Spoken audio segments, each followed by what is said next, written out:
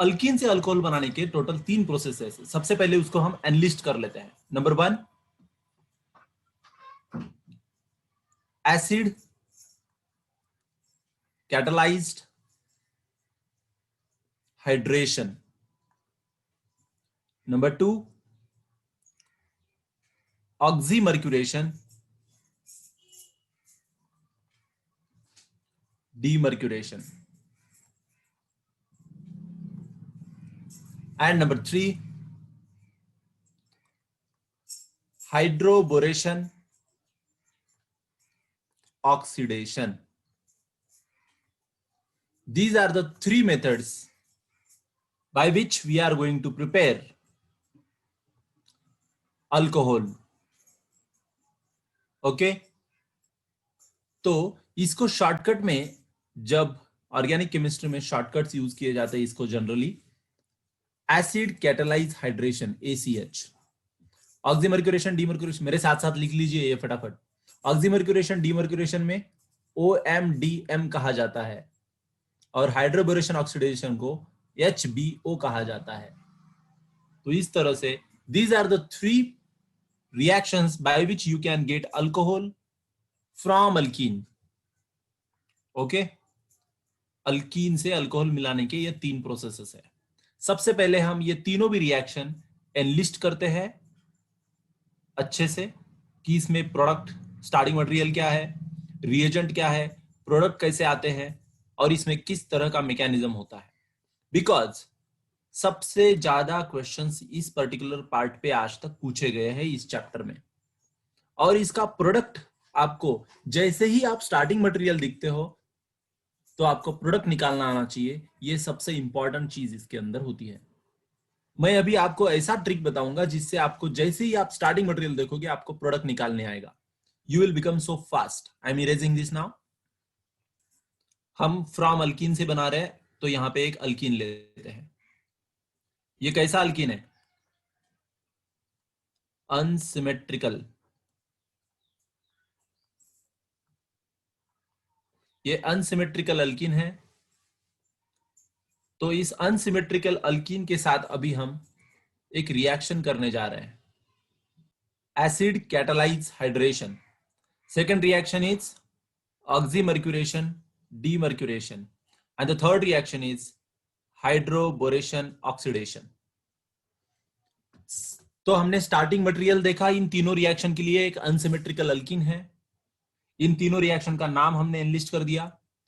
अभी first reaction के नाम में ही देखिए एसिड कैटलाइज हाइड्रेशन। एसिड है इसके अंदर और जो कैटलिस्ट बोल के एक्ट करने वाला है, इसलिए हम इस रिएक्शन को बोले एसिड कैटलाइज्ड। फिर वो कौन सा एसिड है, यहां पे हम उसका नाम लिख देते हैं। Dilute H2SO4 is the acid which we are going to use in this reaction. And what we are going to do in this reaction? Hydration करने वाले हैं। तो फिर वाटर एसिड कैटलाइज मींस ये एसिड जो है ये रिएक्शन के अंदर पार्टिसिपेट नहीं करने वाला है, ये सिर्फ कैटलिस्ट बोल के ऐड करने वाला है, जो रिएक्शन का रेट इंक्रीज करने वाला है, और ये HOH जाके इस पर्टिकुलर अल्कीन के अंदर ऐड होने वाला है। इसीलिए तो उसको हाइड्रेशन कहा गया है। इसी को आप सिंपली ऐसे भी लिख सकते हो H3O+। क्यों? कि ये वाटर के अंदर इस डाइल्यूट H2SO4 ने एक H+ दे दिया वाटर को और ये एसिडिक बन गया, तो फिर ये H+ देगा इस अल्कीन को। इस तरह से आप दोनों में से कुछ भी लिख सकते हो। आइदर आप लिखिए H2O डाइल्यूट H2SO4 और आप लिखिए H3O+, that is hydronium ion. Next, what is the reagent for oxymercuration demercuration? इसका पहला रिएजेंट है ऑक्सीमर्क्यूरेशन। हम बात कर रहे हैं, इसका मतलब यहां पे मर्क्यूरी होगा HgOAC2।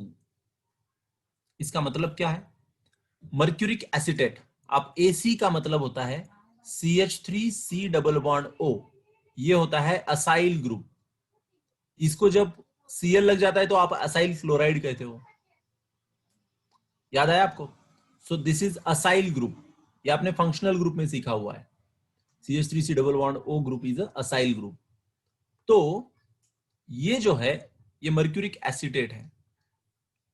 यहां पे भी आप क्या ऐड करने वाले हो, वाटर ऐड करने वाले हो।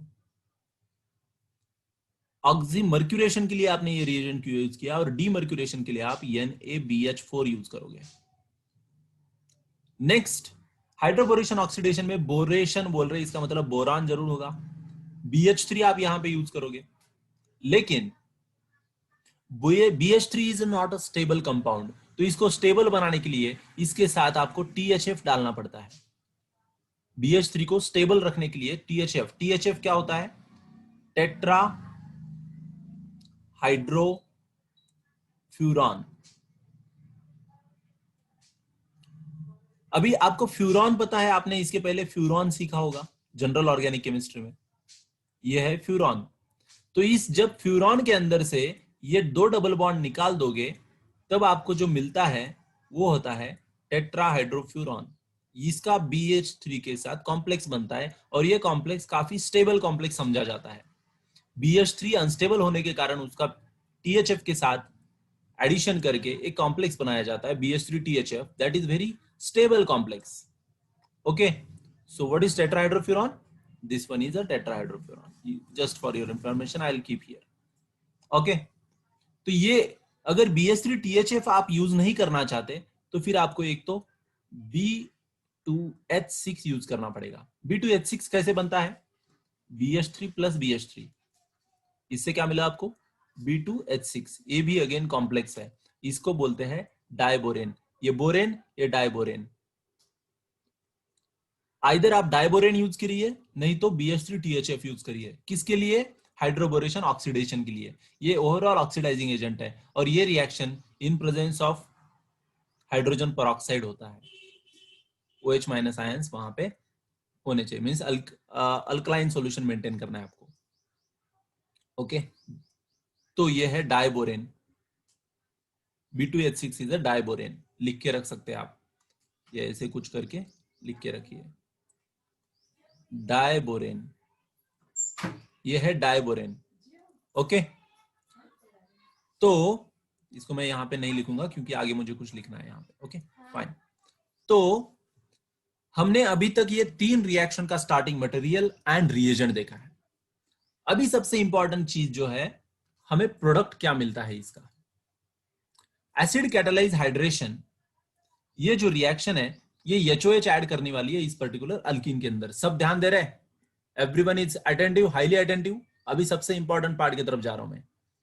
ओके, तो अभी यहां पे जो अल्कीन है, यहां पे अनसैचुरेटेड डबल बॉन्ड यहां पे दिखाई दे रहा है आपको। ये जो अनसैचुरेटेड डबल बॉन्ड है यहां पे अनसैचुरेटेड। एडिशन रिएक्शन कभी भी सैचुरेटेड कंडीशन में नहीं होती है, अनसैचुरेटेड कंडीशन में होती है। ये आपने हाइड्रोकार्बन चैप्टर में वगैरह देखा होगा।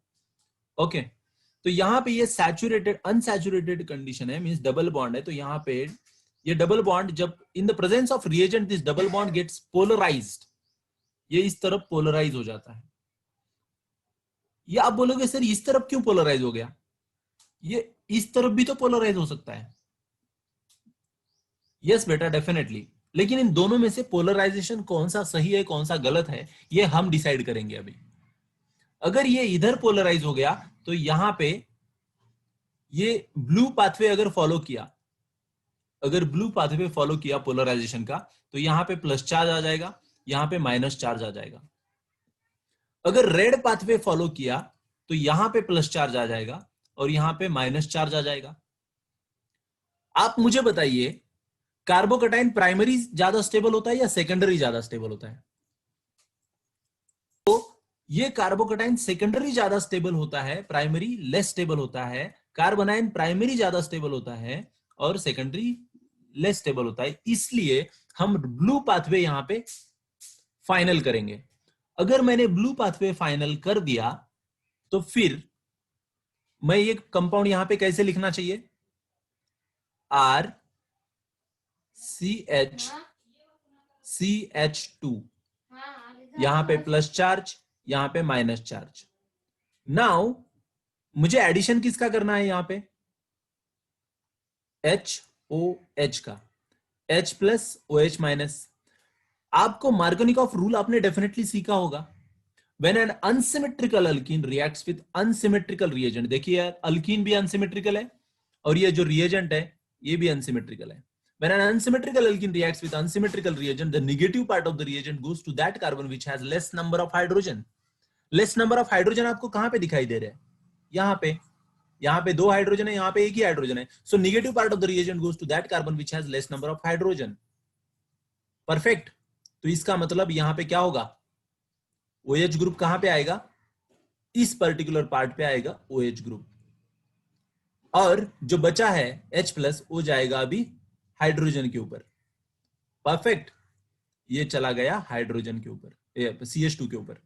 तो यहां पे आपको जो स्ट्रक्चर मिला है वो कुछ इस तरह का मिला है. So the product is something like this. आपको सबसे पहले तो बिगिनिंग देख के ही समझ में आ जाना चाहिए कि ऐसे क्यों हुआ, प्रोडक्ट ऐसा क्यों मिला.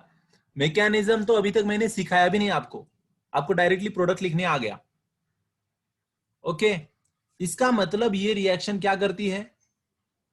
इसका मतलब ये रिएक्शन मार्कोनिकॉफ रूल फॉलो कर रही है, और इसमें जरूरत पड़े तो कार्बोकैटायन रीअरेंजमेंट भी होगा. रीअरेंजमेंट. मुझे आप बताइए कार्बोकैटायन रीअरेंजमेंट होता क्यों है? Why carbocation rearrangement takes place?